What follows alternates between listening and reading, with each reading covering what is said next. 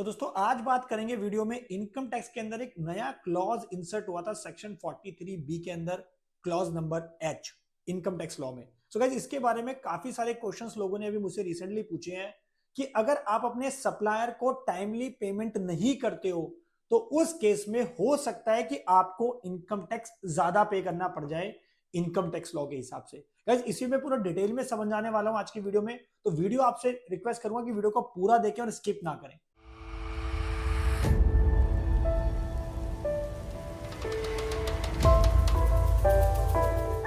नमस्कार, मैं दीपक बैसला आपका स्वागत करता हूं हमारे YouTube चैनल पर। दोस्तों चैनल पर नए हो तो वीडियोस को लाइक करें, शेयर करें और अगर आपने चैनल को सब्सक्राइब अभी तक नहीं करा है तो नीचे लाल बटन को दबाएं ताकि ऐसे वीडियो आपको टाइम टाइम पे मिलती रहे। और हमेशा रिक्वेस्ट करता हूं आपसे कि आप हमारे बाकी सोशल मीडिया प्लेटफॉर्म पे फॉलो कर सकते हैं। सबका लिंक डिस्क्रिप्शन में डाल दिया, क्लिक करके ज्वाइन जरूर कर ले क्योंकि वहां पे आपको मिलेंगी अपडेट्स फाइनेंस और टैक्सेशन की। So guys last year budget 2023 जब अनाउंस हुआ था तो उसके अंदर ये जो एक सब क्लॉज है, sub clause number H section 43B के अंदर इंसर्ट हुआ था। इसकी वजह से काफी क्रिटिकल इश्यूज लोगों के सामने आ रहे हैं, काफी लोग कंफ्यूज है इस चीज को लेकर कि सर आप मुद्दे की बात ये बताइए कि अगर कोई पर्सन एमएसएमई में रजिस्टर्ड है तो उसको तो ये कंप्लायंस करनी है, लेकिन कोई अगर पर्सन एमएसएमई में रजिस्टर्ड नहीं है तो क्या उसको भी टाइमली पेमेंट करनी पड़ेगी इनकम टैक्स लॉ के हिसाब से ताकि उसका खर्चा डिसअलाउ ना हो। दैट मीन्स अगर आप अपने क्रेडिटर या सप्लायर से आपने कुछ भी आपने माल परचेज करा है या आपने उसको आपने उससे कोई सर्विसेज ली और आपको उसको पेमेंट करनी है तो एमएसएमई एक्ट के हिसाब से अगर आप उसको टाइमली पेमेंट अब नहीं करते हो, वो टाइम लिमिट क्या है दोस्तों, वो एमएसएमई एक्ट में लिखे, जिसके बारे में बात करेंगे वीडियो में आगे। जितने का आपने उससे इनवॉइस ले रखा है उसको पेमेंट करने के लिए अब वो जो अमाउंट है वो आपका डिसअलाउ हो जाएगा। दैट मीन्स वो आपको प्रॉफिट लॉस में जो है आपको खर्चा अलाउ नहीं किया जाएगा, जिसके बेसिस पे आपका प्रॉफिट और बढ़ जाएगा, आपकी इनकम और बढ़ जाएगी, जिसके बेसिस पे आपको ज्यादा इनकम टैक्स देना पड़ सकता है। सो गाइस इसी को पूरा डिटेल में समझने की कोशिश करता हूं, तो मैं आपको एग्जांपल के साथ समझाऊंगा। पहले बात करते हैं कि section 43B sub clause H क्या कहता है इनकम टैक्स लॉ का, जो अभी रिसेंटली फाइनेंस एक्ट 2023 में इंसर्ट हुआ था। और गाइस पहले आपको ये बता दूं कि ये जो सब क्लॉज H है यानी कि 43B सब क्लॉज H हमारा फाइनेंस एक्ट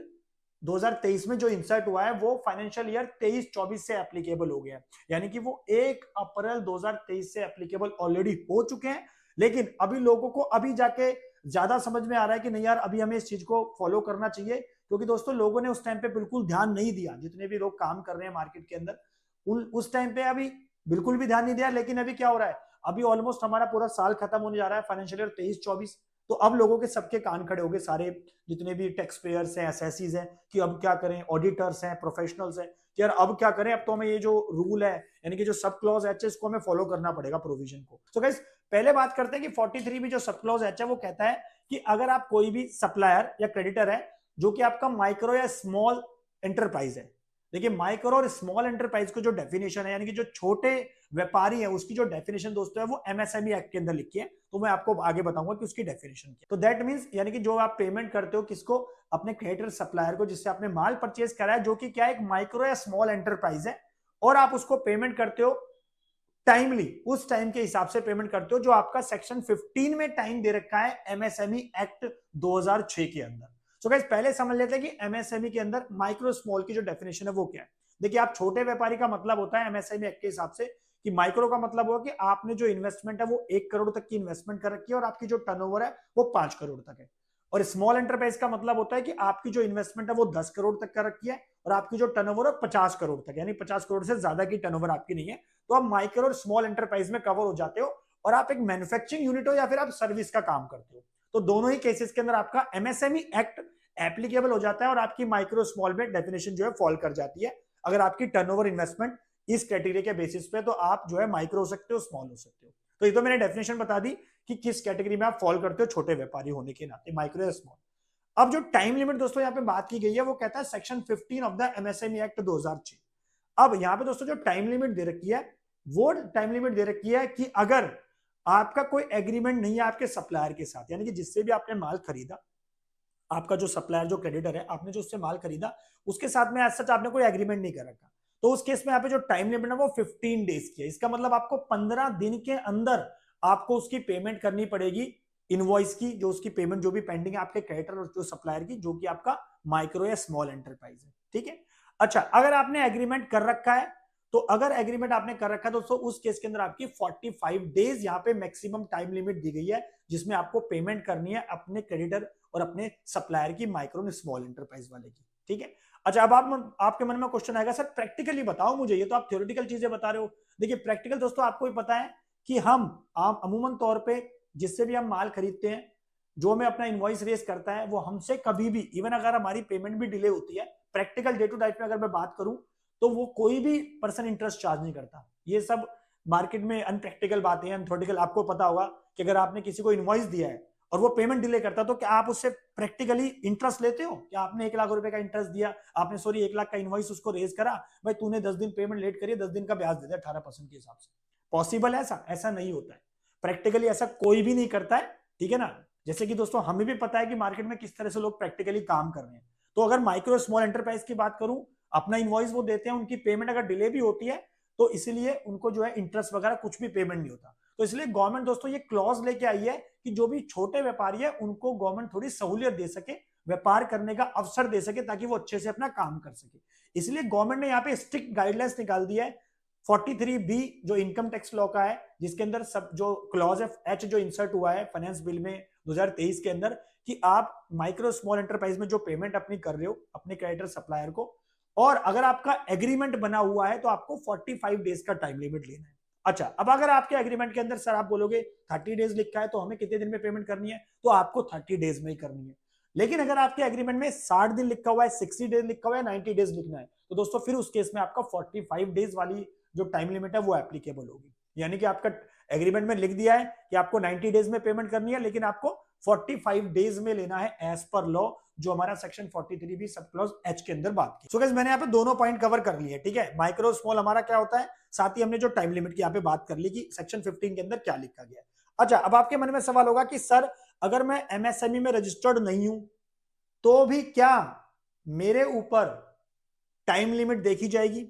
या फिर माइक्रो स्मॉल की डेफिनेशन में मैं आता हूं, लेकिन मैं एमएसएमई में रजिस्टर्ड नहीं हूं, तो उस केस में क्या होगा? दोस्तों ये सवाल बहुत सारे लोगों का क्वेश्चन है, और प्रैक्टिकली अभी जैसे मेरे पास केस आ रहे कई सारे, क्या कर रहे हैं लोग कि सर ये तो एमएसएमई के ऊपर एप्लीकेबल होगा, यानी कि हमने एमएसएमई में रजिस्टर्ड है, या हमारा कोई सप्लायर रजिस्टर्ड है, सप्लायर कह रहा है कि मैं एमएसएमई सरेंडर कर रहा हूं, यानी कि मैं अपना उद्योग आधार सरेंडर कर रहा हूं और मुझे नीचे उद्योग आधार, क्योंकि उस केस में उसको क्या हो रहा है, उस केस में उसका अगर पेमेंट टाइम से नहीं होगी, तो उस केस में क्या होगा दोस्तों, उसको टैक्स ज्यादा देना पड़ जाएगा इनकम टैक्स लॉ के हिसाब से। प्रैक्टिकली लोग ऐसा कर रहे हैं कि अपना एमएसएमई सरेंडर कर रहे हैं इस डर के मारे कि नहीं भाई हमारी टाइम से पेमेंट अगर हमने नहीं करी, तो उस केस में क्या होगा, उनको टैक्स ज्यादा देना पड़ जाएगा। दोस्तों प्रैक्टिकली समझो, जो गवर्नमेंट है वो छोटे व्यापारियों को फायदा पहुंचाना चाह रही है, तो इसलिए उन्होंने स्ट्रिक्ट गाइडलाइंस यहाँ पे थोड़ी सी निकाल दी कि भाई आप टाइमली जो है ना, माइक्रो जो स्मॉल एंटरप्राइज है, जो छोटे व्यापारी है, जो छोटा धंधा कर रहे हैं अपना, उनको टाइम से पेमेंट कर दो, ताकि उनका जो है बिजनेस वर्किंग कैपिटल उनकी चलती रहे, उनका जो वर्क फ्लो है वो कैश फ्लो चलता रहे काम के बारे में।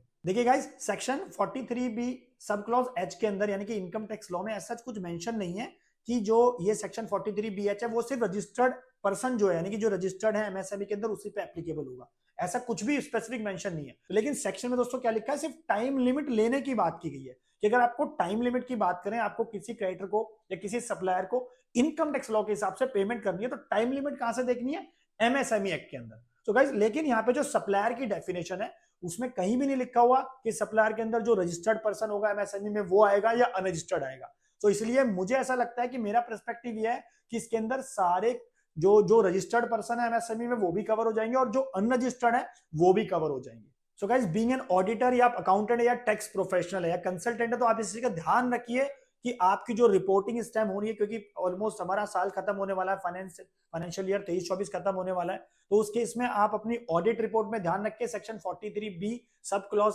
H की जो कंप्लायंस है उसको ध्यान से करें। अच्छा अब आपको करना क्या है, मतलब आपको क्या करना है, अपनी एजिंग एनालिसिस करनी है अपने क्रेडिटर्स की। जो भी आप अकाउंटिंग का सॉफ्टवेयर यूज करते हैं, बीजी यूज करते हैं, टैली करते हैं, मार्क करते हैं, कोई भी आप सॉफ्टवेयर यूज करते हैं, उससे आप अपना क्रेडिटर्स की एजिंग निकाल लो कि भाई मेरे जो क्रेडिटर्स हैं वो इतने इतने ड्यू है, इतने महीने से ड्यू है, भाई कोई 1 महीने से ड्यू है, कोई 60 दिन से, कोई 90 दिन से, तो वो अपने एजिंग क्राइटेरिया निकाल लो, और जिसके बेसिस पे अकॉर्डिंगली कोशिश करो कि 31 मार्च 2024 से पहले उसकी पेमेंट कर दो,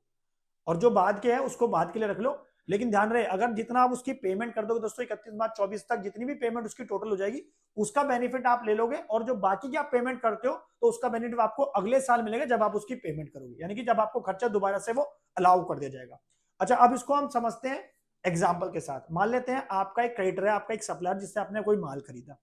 आपने उससे मैन्युफैक्चरिंग कराई और आपने उसको 1 लाख का माल ले लिया। ठीक है जी, अब 1 लाख का माल ले लिया आपने, 31 अगस्त 2023 को आपका माल आ गया, आपका इनवॉइस आ गया 31 अगस्त 2023 को।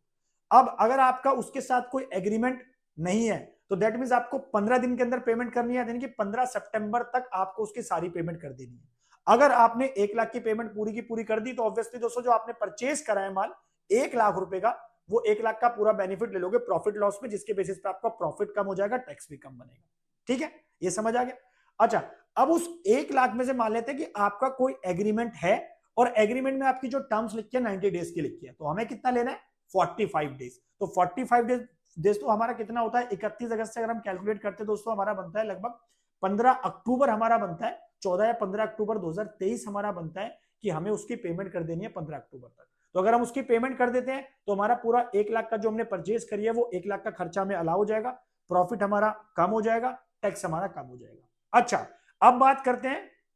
वो जो आपका सप्लायर क्रेडिटर है, मैंने एज्यूम किया है कि वो आपका माइक्रो या स्मॉल एंटरप्राइज है और वो मान लेते हैं कि वो एमएसएमई में एक्ट में रजिस्टर्ड हो या ना हो। ठीक है, लेकिन वो माइक्रो स्मॉल एंटरप्राइज है, ये ध्यान रखिए। वो कैसे आइडेंटिफाई होगा मैं आपको आगे बताऊंगा कि माइक्रो स्मॉल आपको कैसे पता लगेगा प्रैक्टिकली। आपको कि सर हम तो ऐसे पूछते रहेंगे लाखों क्रेडिटर से, आपको क्या करना है, आपको सिंपल उनको या तो उनके इनवॉइस पे लिखा होगा कि वो उनका यूएन नंबर, आधार जो उनका आधार अकाउंट नंबर है वो मेंशन होगा, एमएसएमई एक्ट में उनका सर्टिफिकेट आप उनसे ले सकते हो, अगर नंबर है तो आप पोर्टल पे जाके चेक कर सकते हो, नहीं तो आप क्या कर सकते हो उनसे सर्टिफिकेट मांग सकते हो मेल के थ्रू और उनसे पूछ सकते हो। लेकिन आप कहोगे सर कोई हमें टर्नओवर क्यों बताएगा प्रैक्टिकली अगर बात करें, आप किसी को मेल करो, मान लो कोई माइक्रो एंटरप्राइज है उसकी 5 करोड़ से कम की टर्नओवर है, तो आपको अपनी टर्नओवर क्यों बताएगा कि हमारी 5 करोड़ से कम है या हमारी इन्वेस्टमेंट 1 करोड़ से कम है। तो ये प्रैक्टिकल इशू काफी लोगों को आने वाला है। तो मैं रिक्वेस्ट करूंगा दोस्तों इस वीडियो के माध्यम से, देखिए हमें ये तो समझ आ रहा है कि एमएसएमई में एक्ट में रजिस्टर्ड है या नहीं है, तो चलो लगा लेते हैं, लेकिन माइक्रो स्मॉल आइडेंटिफाई करने के लिए प्रैक्टिकली जब मेल डालेंगे तो हमारे को कोई क्यों बताएगा कि उसकी टर्नओवर इतनी है। क्या आपको भी ये इशू फेस करना पड़ सकता है, तो कमेंट करके मुझे जरूर बताना। एक ये प्रैक्टिकल इशू मुझे लग रहा है कि हो सकता है सबके साथ। तो मैंने बताया कि आप उसको आइडेंटिफाई कर सकते हो कि उसका सर्टिफिकेट है, नहीं कर सकते हो तो कोशिश करके आप उसको मेल डाल के पूछ सकते हो कि भाई आप बता दो, अकॉर्डिंगली आपका देखा जाएगा कि पेमेंट कितने दिन में करनी है। ठीक है, अब बात कर लेते हैं कि अगर उसकी 31 अगस्त 2023 को मैंने माल परचेज करा, उससे कोई सर्विसेज ली, 1 लाख रुपए की उसका इनवॉइस आ गया 31 अगस्त 2023 को। मान लेते हैं उसका एग्रीमेंट है, एग्रीमेंट में हमारे लिखा है 30 डेज का टाइम, तो 30 डेज के हिसाब से हमें कितने दिन में पेमेंट कर देनी है उसकी, 30 सितंबर तक उसकी पेमेंट कर देनी है। ठीक है जी, 30 सितंबर 2023। लेकिन मैंने उसकी 31 मार्च 2024 तक भी पेमेंट नहीं करी, पूरी 1 लाख की मैंने पेमेंट नहीं करी। तो गाइस आप समझ गए इस केस में क्या होगा, 31 मार्च 24 तक भी मैंने नहीं की, तो इस केस में हमारा क्या होगा, इस केस में हमारा section 43B clause number H जो इंसर्ट हुआ इनकम टैक्स का, जो मैं जिसके बारे में बात कर रहा हूं, वो इसके ऊपर एप्लीकेबल हो जाएगा। और उस केस में जो आपने 1 लाख की परचेज करी है पूरी की पूरी, वो आपका खर्चा डिसअलाउ हो जाएगा, यानी कि आपके प्रॉफिट लॉस में आपने उसको परचेज को डेबिट दिखा रखा होगा जिसकी वजह से आपका प्रॉफिट कमा रखा होगा। अब उस खर्चे को डिसअलाउ कर देंगे जिसके से आपका प्रॉफिट बढ़ जाएगा, जिसके से आपका इनकम टैक्स बढ़ जाएगा। आई होप मैंने कोशिश करी आपको समझाने की। अच्छा, एक एग्जांपल इसमें और ले लेता हूं। मान लो सर 1 लाख रुपए का इनवॉइस था, 31 अगस्त 2023 को मेरे पास आ गया, माल मेरे पास आ गया, माइक्रो स्मॉल एंटरप्राइज में कवर होता है, अज्यूम कर रहे हैं, ये मान रहे हैं। सर मैंने उसकी 31 मार्च 24 तक पेमेंट जो करनी थी मैंने 50,000 करी। गाइस ध्यान रखो, आपका जो टाइम लिमिट है 30 डेज की, आपने वो पेमेंट या तो उसमें कर दिया तो वेल एंड गुड है। अगर आपने उसमें पेमेंट भी नहीं करी, मान लेते 30 दिन में आपने पेमेंट नहीं करी, लेकिन आपके पास फिर भी 31 मार्च 24 तक का टाइम है कि आप कोशिश करो कि उसको उसी साल में पेमेंट कर दो। ठीक है, लेकिन जो गवर्नमेंट यहाँ पे टाइम दे रखा है 15 दिन का, 45 दिन का, तो वो आपको ध्यान रखना है कि आपकी उसमें पेमेंट हो जानी चाहिए। अगर वो पेमेंट आपकी डिले हो रही है तो उस केस में आपका खर्चा डिसअलाउ हो सकता है, या जब भी आप उसको पेमेंट करोगे जब आपका अलाउ हो जाएगा। तो दैट मींस 31 मार्च 24 तक सारे निपटा दो, जितने भी क्रेडिटर्स हैं 31 मार्च 24 तक, जो आपको लगता है माइक्रो स्मॉल है, 45 डेज का टाइम लिमिट लेके, अगर एग्रीमेंट है, नहीं है तो 15 दिन में सारी पेमेंट करने की कोशिश करो, या अगर वो उस टाइम लिमिट में नहीं होती है तो 31 मार्च 24 तक सारी पेमेंट कर दो, तो आपका उसी साल में आपका खर्चा अलाउ हो जाएगा। तो जैसे मैंने एग्जांपल लिया, 1 लाख रुपए का इनवॉइस था, 50,000 की पेमेंट कर दी 31 मार्च 24 तक, 50,000 पे रह गए जो मैंने अप्रैल 2024 में करूंगा,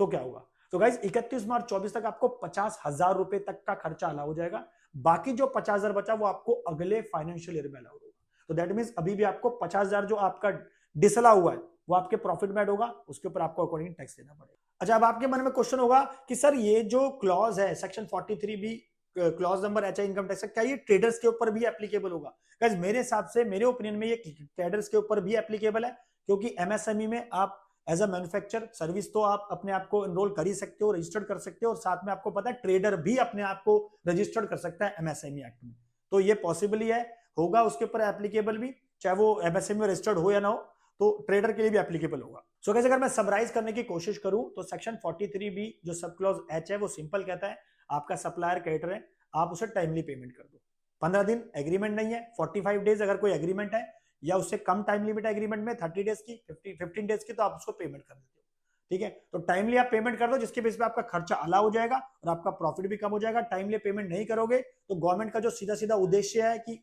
जो छोटे व्यापारी है उनको लाभ देना, दोस्तों उनका फिर वो जो उद्देश्य है, गवर्नमेंट का जो ऑब्जेक्टिव है वो क्या हो जाएगा, वो पूरा फुलफिल नहीं हो रहा है। तो उस केस में प्रॉब्लम आएगी। तो गवर्नमेंट इसलिए स्ट्रिक्टनेस कर रही है कि आप टाइमली पेमेंट करो माइक्रो स्मॉल एंटरप्राइजेस को, और साथ में लॉ की कंप्लाइंसेस टाइमली करो, टाइम लिमिट के हिसाब से पेमेंट करो। सो गाइस आशा करता हूं कि वीडियो आपको पसंद होगी, और इसमें आपको कुछ ना कुछ सॉल्यूशन दिया है, तो प्लीज वीडियो को लाइक करें, शेयर करें, और अगर आपने चैनल को सब्सक्राइब नहीं करा है तो नीचे लाल बटन को दबाएं ताकि ऐसे वीडियो आपको टाइम टाइम पे मिलते रहे। Thank you.